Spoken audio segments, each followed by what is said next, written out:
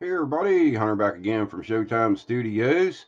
We're going to move on to the next part of the build tutorial series. Man, I'll get it right calling that thing what I originally set out to title it as. One of these days, probably time we get to the last video, I'll get it right. Anyway, it's Sunday morning, and we're getting kind of excited about this thing now. We are making good progress with it. Now, as you can see, the chassis sitting here, or the lower body sitting here. Now, I can't go in and do a couple of steps on this yet because if you remember in the previous video, I'm going to go ahead and pick up another can of the Racing White and go back over this again, make sure I get it, just the way I want it. And then we have to clear coat this section. And we still need to go in. We're going to have to paint the center console. And then we're going to have to do some detail work back here as far as the wood grain and the bare metal foil. And we've also got to do some paint work on the rear wheel wells that are going to be visible. And unfortunately, when this model's put together, a lot of this stuff back here, you're really not going to see it unless you take a pen light and shine through the side glass back into it. So, because even in this kit, they don't even give you any interior detail at the back of the body. So, if you were to put a pen light in there, this is all you're going to see right here. You're not going to see any panel or anything like that. The interior panels, the side panels go back and stop right back in this area. So we've got to get this all painted and everything cleared on it before I can go in and start doing any of this work here. I wouldn't have to do it that way, but it's just easier to have all this finished out here and then go in and start doing this detail work and putting the flocking in and things like that. So we're not going to be doing any of that today. But what we are going to do today is we're going to work on the interior and get most of it ready to go in. And as you can see, it's not a lot to it. We have the dash, the steering column, the steering wheel, the shifter, two seats, the two interior panels, and the firewall. And the firewall is something that I'm going to have to show everybody what I ran into. This is not the only kit that this happens on. It's just the way that they design it and the way they make everything slip together and be user friendly. But unfortunately, that creates some gaps that don't look very good on a model. So we're going to address that when we get there. So we're going to start out by on the dash. I've already got all the mold lines and everything out of this. The dash is pretty much cleaned up and ready to go. I had to clean up flash around the pedals and things like that. I had to straighten up the bottom edge of the dash. Probably stuff you're never going to see when it's assembled, but we went and done it anyway. So I see one little spot here that I need to straighten up. And all I did was go in with the number 11 and just one of my sanding sticks. And that's how I did all the prep work on the dash. Just cleaned everything up, rounded the corners, made sure everything looked good. And there's a couple little pieces of plastic left behind here that we want to get rid of before we get ready to start painting everything. And for some reason or another, if you look across the pedals, I'm not sure why they done it that way, but they stuck the brake pedal way out in front of the clutch pedal. And that's not, I mean, that's basically you're looking at a Corvette setup here. And I know from experience in my one-to-one Corvette, it ain't like that. So we're going to do a little bit of tweaking on these pedals. All I'm going to do is just cold. I'm going to come in and I'm going to very carefully take the brake pedal back a little bit. And now what we have is we have the pedals lined up where they look halfway presentable. Usually this part of the pedal on most kits is way grossly out of scale. And like on my competition builds, my real serious builds that I'm doing to go for a best automotive or a best in show or anything like that, I would go in and most likely scratch build this section right here and get it in scale because these are way too thick, way too bulky. But the good thing is, if you're just starting out and you're basically learning how to glue a model together for the first time, that kind of stuff is not something that you really need to be concerned with. Straightening up things like that and getting them more into scale is something that's going to come with time.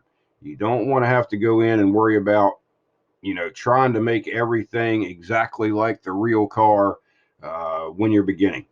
And I know there's a couple of people that don't agree with that mentality, but what I mean by that is, if you're starting out, if this is the first model that you built, and I'm sitting here teaching you, this is the way we do this is the way we do that, and okay, you got to stop. You can't glue this part together. You got to stop and you got to straighten all this out, and then you got to stop and you got to straighten all this out.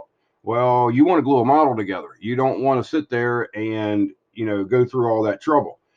And it's one of them things you just have to, as you're gluing things together and as you're working on a model as a beginner, you need to be thinking to yourself, is this something that I want to pursue, that I want to go even further with? Um, there's a lot of variables, again, just like I mentioned in tools and things like that. There's a lot of variables. Same thing in building. Um, I sit on some of these like injector pin marks and stuff. You don't need to do them if you can't see them. There's some steps that you can cut that you don't have to do, that us guys that do compete and go to shows all the time, we tend to do, those things. You don't have to, because I don't want you to get discouraged with, messing with a lot of that stuff on your very first model. If you sit down on your very first model and it takes you 3 months to put it together, you're probably not going to stick with the hobby. If you can get that model together in, 3 days or a week, you may go, hey, this is fun, and stick with it and build, your tools and your supply collection and stuff like that, and then really start putting some time and effort and addressing all of the little things after that. So that's why I made that comment on the videos a couple of times. This is geared toward the beginners, but it's also a lot of tricks in here that I'm putting out there for the seasoned guys and for the intermediate guys. So enough with that. We're going to get back into this building thing here. We've got the dash ready to go. So what we're going to do with the dash is a little trick that I use. Now you can do this one of two ways. You could take a toothpick to paint this dash, to be able to hold it. You could take a toothpick and you can slide it right through from, well, let me get it in there, from the back side where the steering column goes in. And that way you've got a nice little piece to hold the dash when we're going to be doing the airbrushing on it, or if you're brush painting it, or whichever way you're doing it, spray can. But what I decided to do on this one, since it is a street rod, and to me, most street rods are very color coordinated interiors. A lot of your street rods, just about everything on the interior is basically the same color with some accents. So that's what we're going to shoot for on this one, because you can't see a lot of the interior to begin with. So we're going to keep it as easy as we can. So what I like to do in this case is I'm going to take the steering column. It's also going to be the same color as the dash, and as the steering wheel is too. But then we'll go back in with some detail stuff, and we'll dress all that up at the end when we get everything painted, and you'll see how well everything kind of looks like separate parts, and it just looks the part when you're done. So what I'm going to do, instead of painting the steering column, the dash, and the steering wheel all separately, we're going to clean all those parts up, put them together as a unit, and then we're going to spray them. So to do that and still be able to hold it, you would lose this hole for the steering column. So what we're going to do is we're just going to take a piece of toothpick, and you can do this with a piece of parch tree, or whatever you want to use, and a little bit of super glue. And what we're going to do is go on the back side of the dash somewhere, and you don't want to try to find a real thin part, a recessed part or something like that. So what I'm going to do is right here in the center, let's see, what would be behind that? Well, that would be the information center right here. Right behind that, I think that's what that is. Yeah, that's the information center. We're going to put a spot of glue down. And then we're going to set the dash down. We're going to get out our accelerator. And for the beginning guys out there that don't know what this is the BSI super glue. This is the medium thickness. I'm pretty sure I mentioned this in the beginning video, the first part of the series and added that in with, your supplies and stuff. But this is the medium from BSI Industries. And this is an accelerator. Now, what this does is this takes about 30 seconds or so if you just hold the parts together to dry and to create a bond. It's not fully cured in 30 seconds, but it'll keep the parts together. If you put that on and then put this accelerator on top of it, it's an instant bond, which works great for this kind of stuff. Now, if you're using it on a model to glue parts on and you're using this instant accelerator, it's going to be a weak bond. It's a very weak bond. It's not something you want to put any load on or, pick up a lot or anything like that. So always remember, if you're using super glue with an accelerator, you're going to have a weaker joint than just using super glue by itself. But the reason we use accelerator on this part is because it's pretty much instant. You just set the toothpick down in your drop of glue, take your accelerator and let it run right down the side of the toothpick there. And that will instantly set the super glue.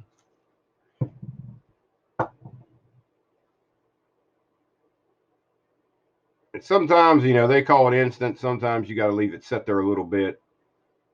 It doesn't take long. I mean, you can pick it up like that. But sometimes I like to leave it set just a little bit. When I do that, I'll put this over here because I know the dash is already cleaned up and done. I'll go on to the next parts. And then by the time that I go back and have to pick up the dash, I know everything's set and we're good to go. But what that does is it gives you a little handle to hold onto the dash, and we can also go ahead and glue the other parts in, get everything ready for painting. So we're done with that. That's a little trick there that can probably work for just about anybody.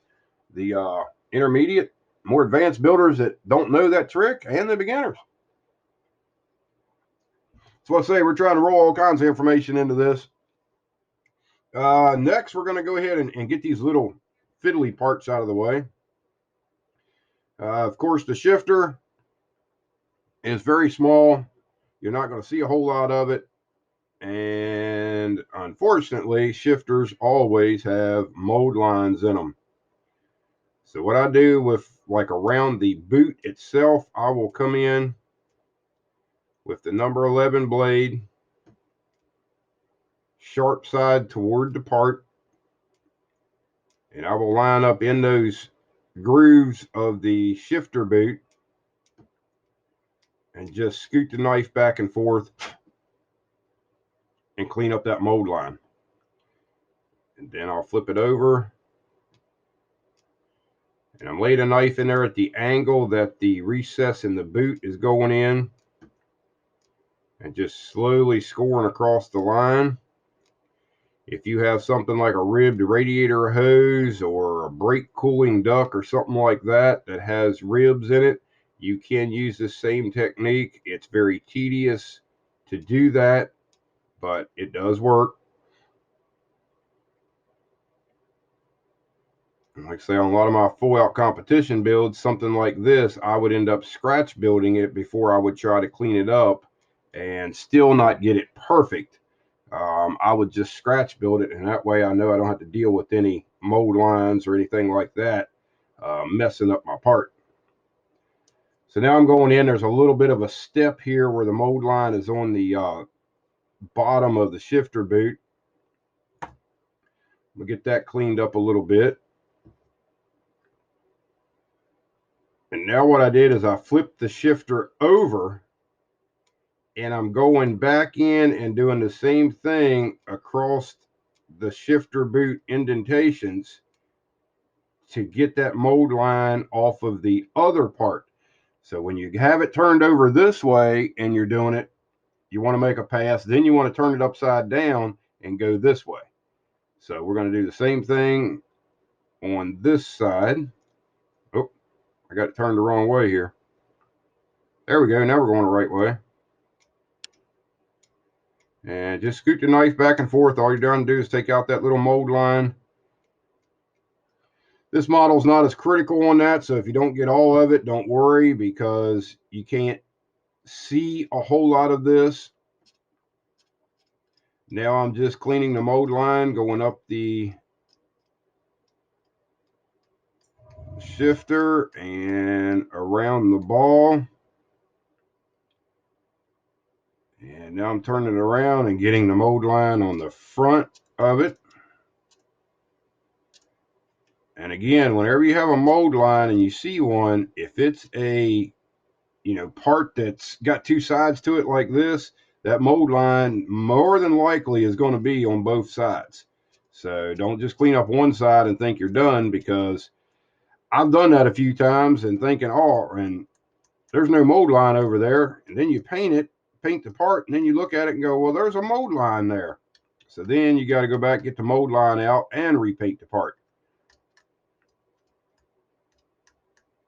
So now we're just cleaning up the shifter knob, and we look pretty good.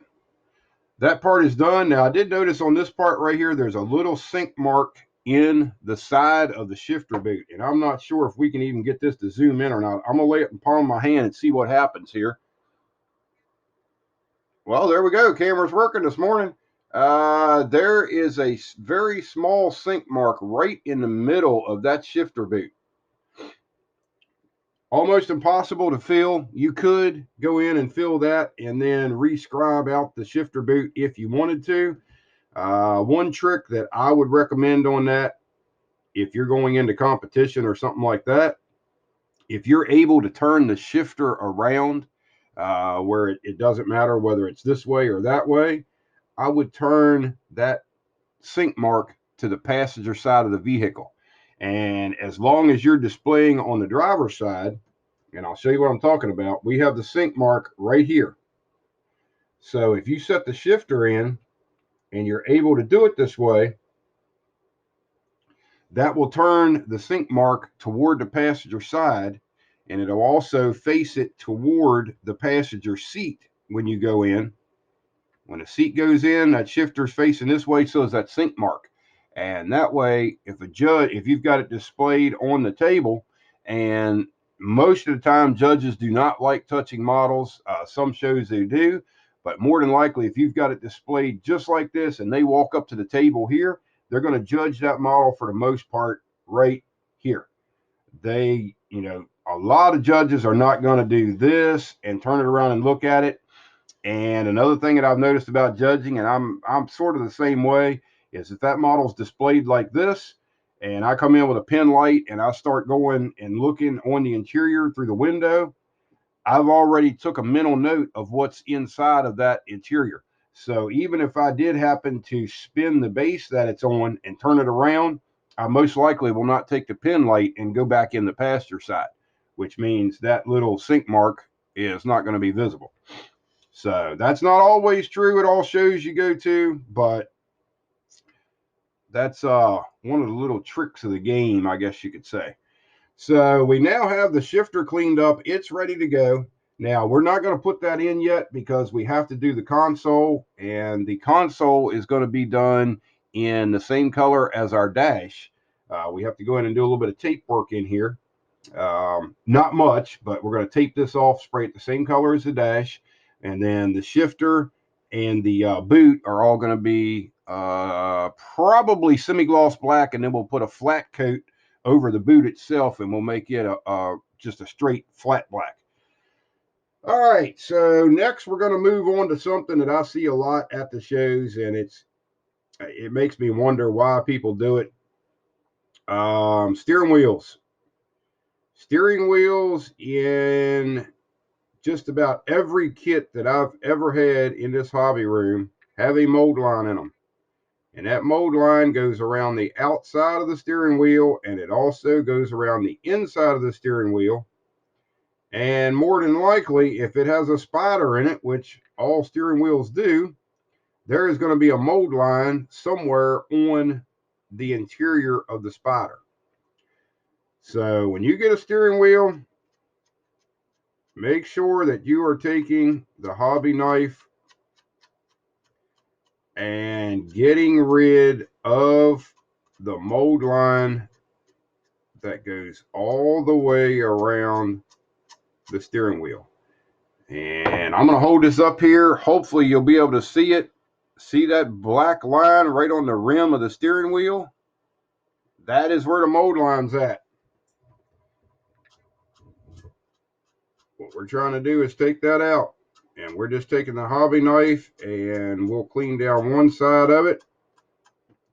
And then we'll come back and we'll clean down the other side of it. And what we're trying to do is keep the roll of the steering wheel without flattening it out or, putting any square edges in it or anything. But yeah, like I say, I see this a lot at the shows. When I'm judging, I'll go in and as soon as the pin light goes inside the car or the truck or whatever it is, I look in there and I see the mold lines on the steering wheels. And I'm like, that is one of the things right there that even when you pick this part up to glue it on, you can feel that mold line.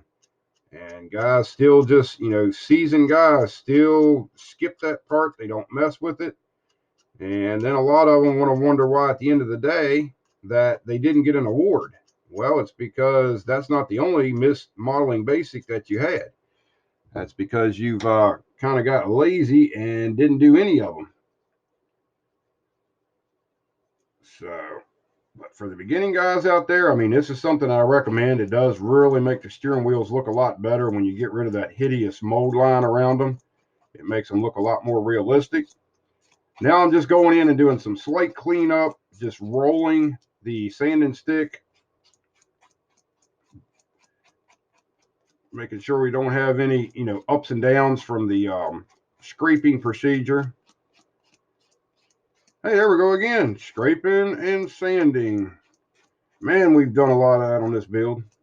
Get used to it, guys. You newbies out there, it's scraping and sanding is something you're going to be doing a whole lot of. I know in my case, it's probably at least a quarter of the build process as far as time. Okay, now we have the steering wheel on the outside cleaned up pretty well. Now what we're going to do is move on to the inside. And sometimes the insides are not quite as pronounced as far as the mold line as the outsides. So you go in and I mean on this, if you go in and you make an attempt to clean this up and you were to take this model and put it on a show table and a judged contest or whatever, if a judge knows what he's looking for, he can see that you made an attempt to clean that mold line up. If you say you made an attempt to clean it up and you didn't get all of it, or you thought you got all of it and you didn't, a judge can see that if he knows what he's looking for. So if you make an attempt a lot of times, that goes a long ways over not doing it at all. But I'm on the spider of the steering wheel now. Like I say, that mold line is going to be against that, usually against the back edge of the spider. So I always go in and make sure that I clean up all that area and get that sharp lip off where that mold line goes around.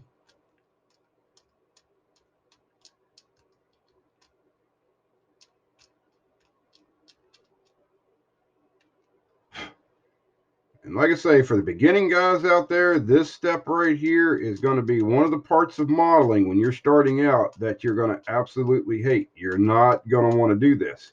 You will look at the part and go, oh, well, that looks like a steering wheel. And that's what I say. When you're doing your first couple, you don't really need to, focus on doing this kind of stuff. I'm giving you the tips and the tricks, on what to look for. It's up to you whether you do it or not, but you don't have to do this on your first couple of models. But always remember that if you like the hobby and you're going to continue with it, that this is something that you should be doing. I'm not going to say you have to do it, because if you're building for yourself and you're not going into competition or whatever, you can do what you want to. Just enjoy, have fun. But a lot of times, when it gets to competition, I'll be the first one to admit, if you ever think about going that direction later on down the road, and you're going to be serious about being good at building a competition model, it does take some of the fun out of it.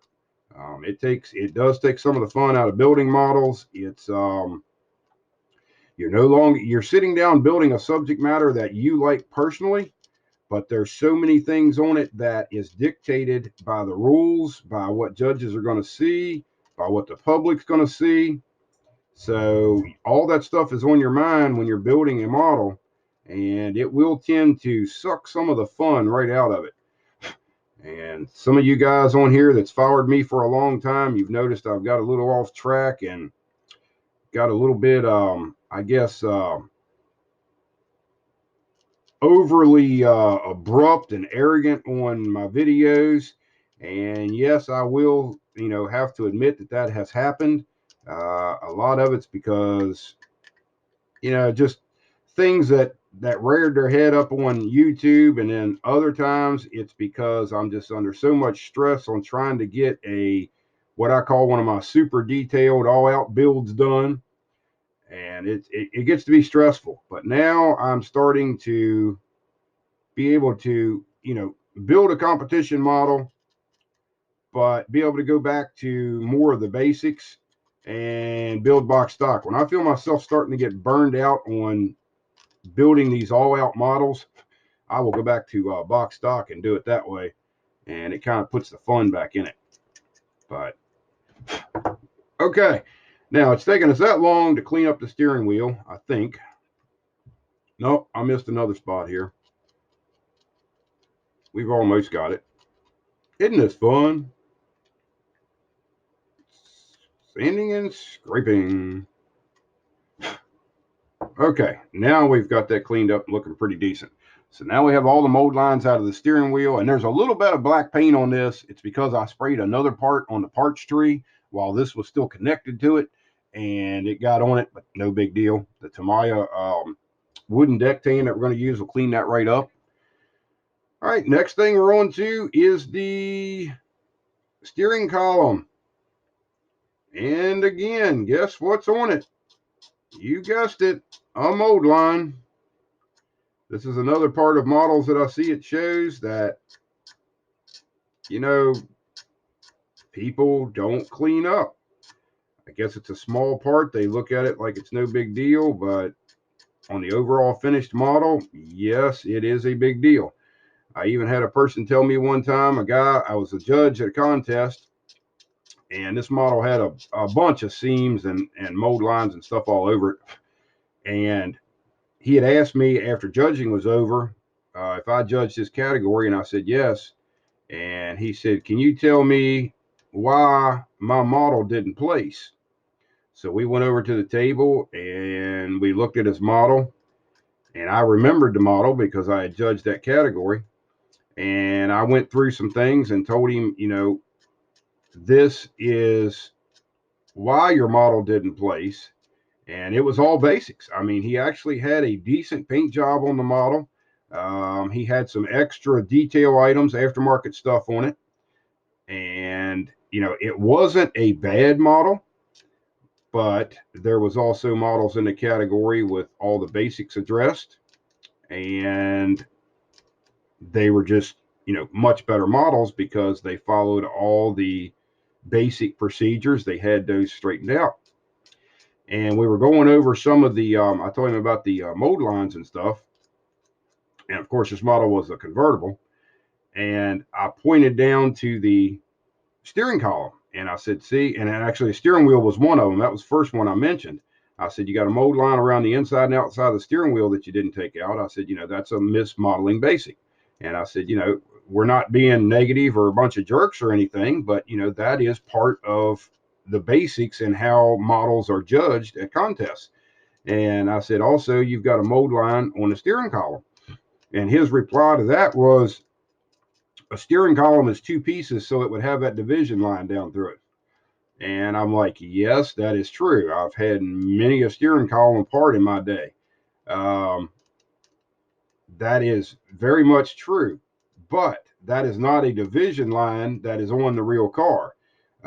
What you are representing as a division line is actually a flaw in the plastic called a mold line. If you wanted to put that line back in it, you would take that raised mold line off and come back in and just score with the knife down the side of the steering column, and the same thing over here to create the two halves of the steering column cover that go together. And he didn't like that and said that I was wrong and didn't know what I was talking about. And I'm like, okay, I said, you asked me, why your model didn't place, and that's why your model didn't place. And to tell you the truth, the last couple of years, I have not seen him back at the shows. So if he gave up coming to shows because of me, I'm sorry about that. But I'm going to judge models the way that I always judge models. And that's the way the IPMS laid out the rules. That's how I judge. And I just hope he's having fun. If he's still building models, he's having fun doing it. And he's happy with everything he's turning out. So, okay, we've sit there now and we have scraped and we didn't sand on that. Imagine that. Well, the only thing we did was scrape on the steering column. We got that cleaned up. That's ready to go in. Next up, we're going to go ahead, and we're up here to about 30 minutes on this video, so I'll tell you what I'm going to do. We're going to go ahead and clean up one of these seats. I'm going to show you the procedure. The other one's going to be the same way. Nothing changes.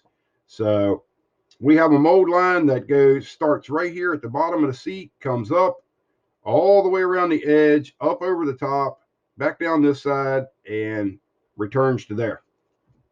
I'm going to go in with my blue sanding stick, and we're just going to knock that mold line out of there. We're not going to try to sand the seat down and make it flat anywhere. We want to keep the contours of the seat as you do this.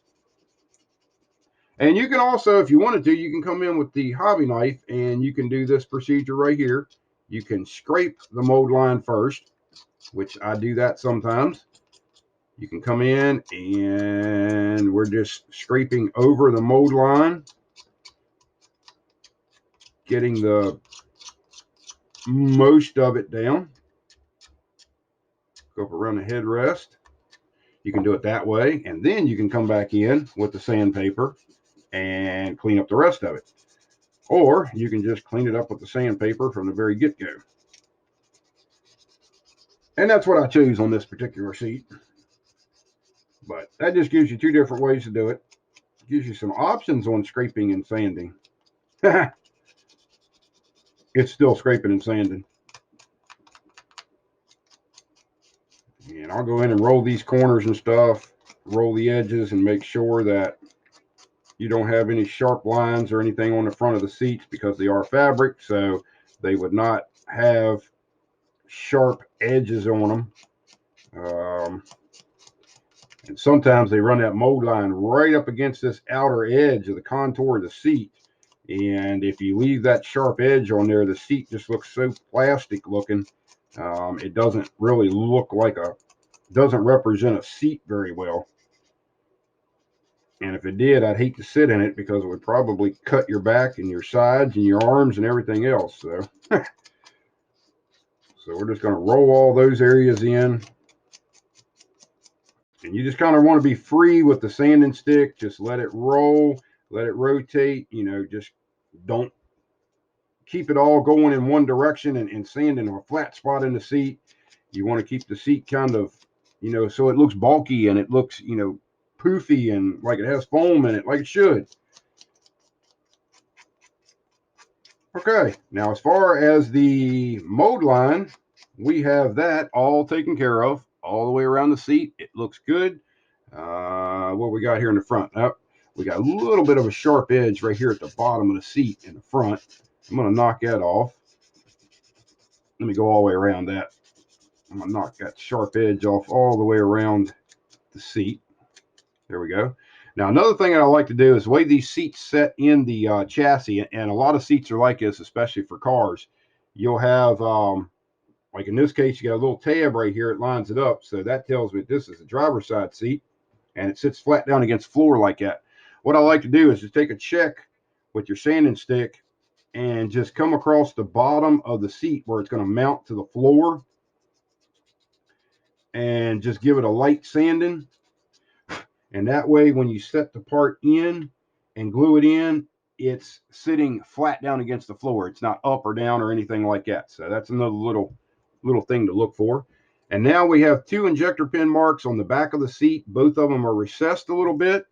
And of course, the back of the seat does have that curve in it. You can see it curve right here. You just want to roll your sanding stick with the back of that seat. And with this being thicker kit plastic, you can sand these out. You don't need to put filler in them. And let me see what I got going on here. Yeah, that one's a little deeper. I'm going to switch over to the heavier grit because it takes a lot more plastic off a lot quicker.